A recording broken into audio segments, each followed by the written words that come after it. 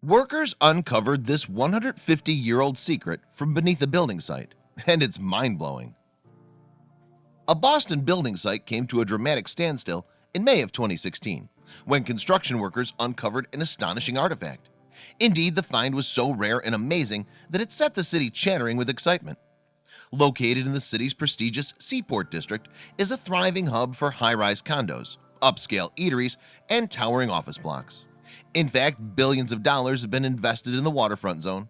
However, the surprise discovery made here during new renovations was, in historical terms, priceless. Skanska, the company hired to conduct the construction, is no stranger to big works. After all, it's reportedly the world's fifth largest construction company. Its commercial development projects, meanwhile, span the globe and include groundbreaking structures such as the World Trade Center Transportation Hub and the MetLife Stadium.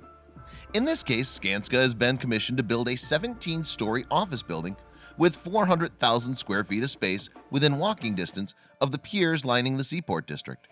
It was just the latest of their many contributions to the New England architectural landscape.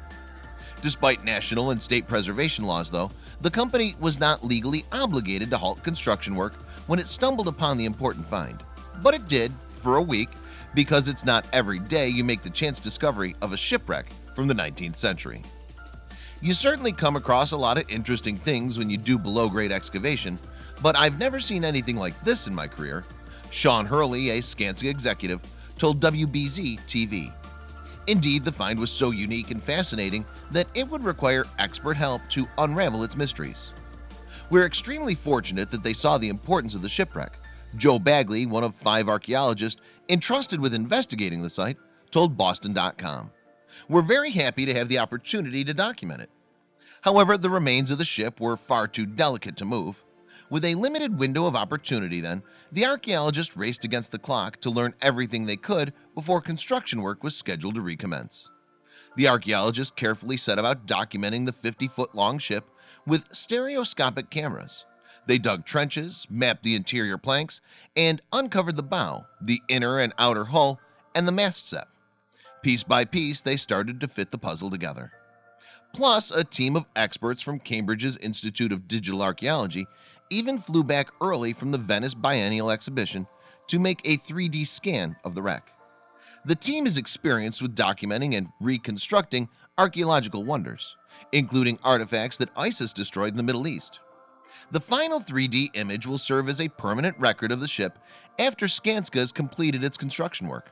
The image, along with whatever parts of the ship the archaeologist could successfully recover in time, will likely be included in a public display within the new building.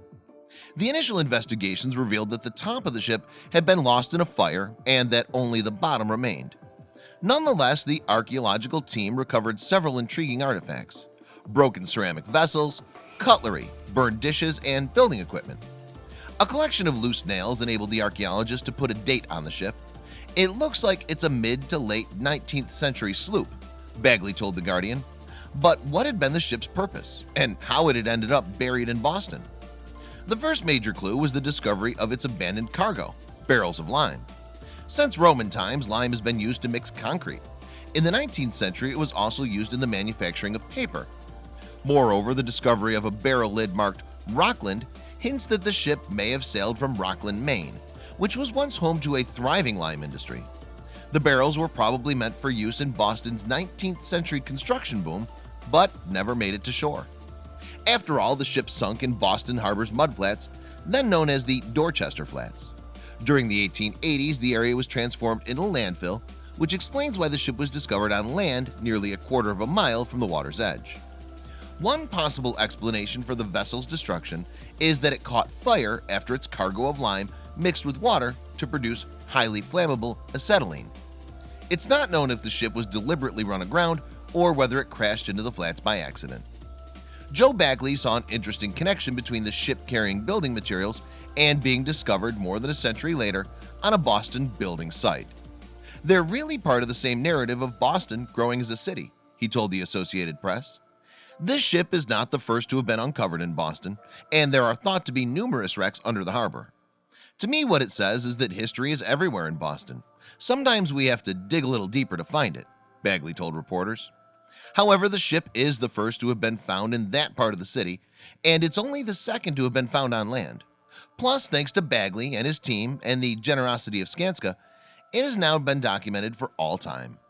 We've essentially the entire blueprint of the ship, he told Boston.com. Please don't forget to subscribe and activate the bell to receive everything that's new.